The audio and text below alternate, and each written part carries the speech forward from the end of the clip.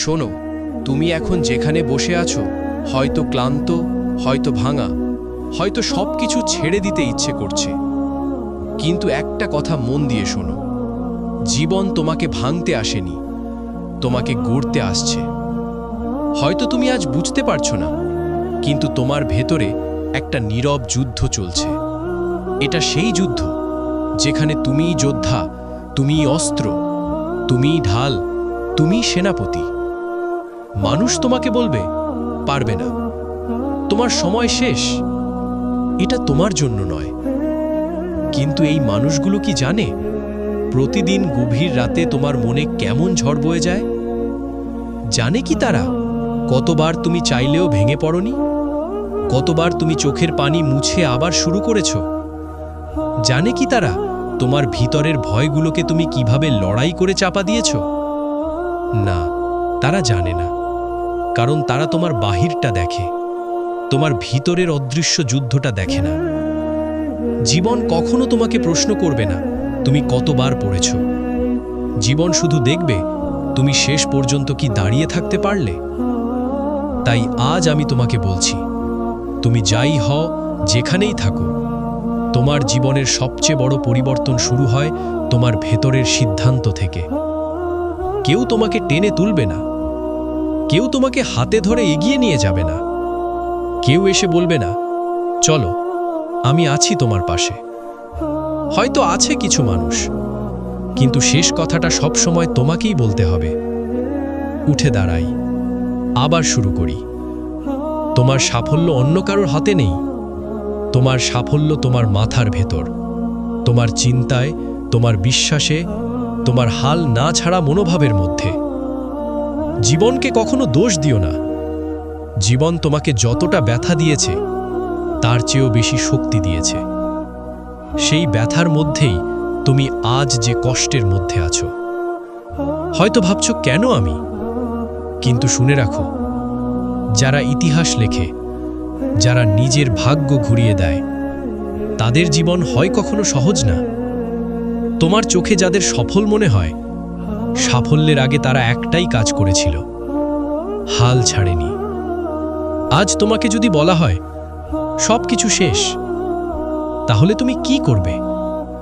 চুপ করে বসে থাকবে, নাকি উঠে দাঁড়িয়ে বলবে শেষ হয়নি, আমি এখনো বেঁচে আছি? কারণ যতক্ষণ তুমি বেঁচে আছো, ততক্ষণ তোমার গল্প শেষ হয়নি। যে মানুষ হেরে যায়, সে পড়ে গিয়ে না, সে আর উঠে দাঁড়াতে চায় না বলে। একটা কথা মনে রেখো, মানুষের চোখে নয়, সময়ের চোখে জয়ী হও।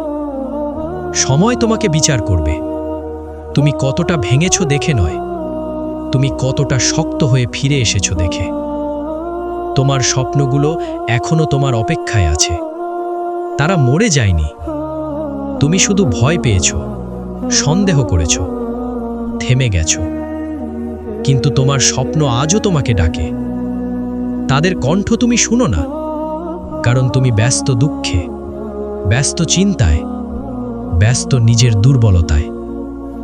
একবার চোখ বন্ধ করে ভাবো, যদি তুমি আজ শুরু করো, ঠিক এই মুহূর্তে, এই শ্বাস নেওয়ার মধ্যেই, এই ভাঙা মন নিয়েই, তাহলে তোমাকে হারানোর ক্ষমতা কার আছে? কেউ না, একদম কেউ না। জীবন তোমাকে আজকে পরীক্ষা করছে। যদি তুমি দাঁড়িয়ে যেতে পারো, তাহলে দেখবে আগামীকাল জীবনই তোমাকে প্রণাম করবে। তুমি হয়তো ভাবছো এত সহজ নাকি? না, সহজ নয়, কিন্তু সম্ভব। হ্যাঁ, শতভাগ সম্ভব। শুরুটা ছোট হোক, ধীর হোক, কাঁপা কাঁপা হোক, কিন্তু শুরুটা হওয়া জরুরি। কারণ যে শুরু করে, সেই শেষ পর্যন্ত পৌঁছায়। এখন বলো, কখনো কি তুমি একটা বীজকে দেখেছো তাৎক্ষণিক গাছ হয়ে যেতে?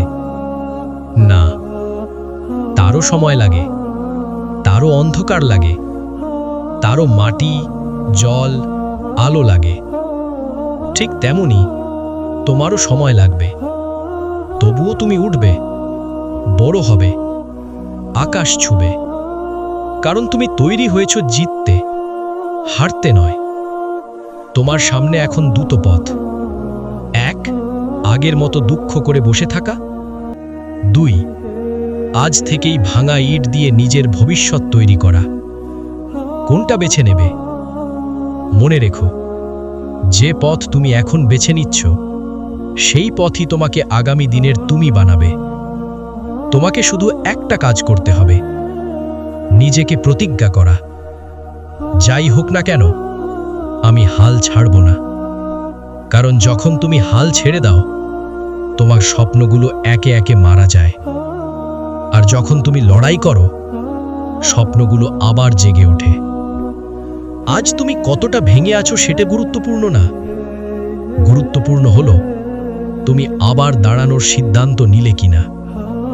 একদিন তোমার জীবনকে ফিরে দেখবে আর নিজেকে বলবে, ভালোই হয়েছে, আমার তখন এত কষ্ট হয়েছিল, না হলে আমি আজ এত শক্তিশালী হতাম না।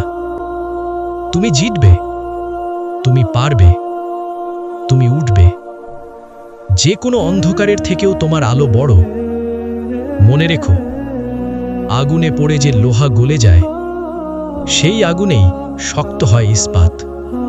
তুমি আজ দুর্বল নও, তুমি তৈরি হচ্ছ।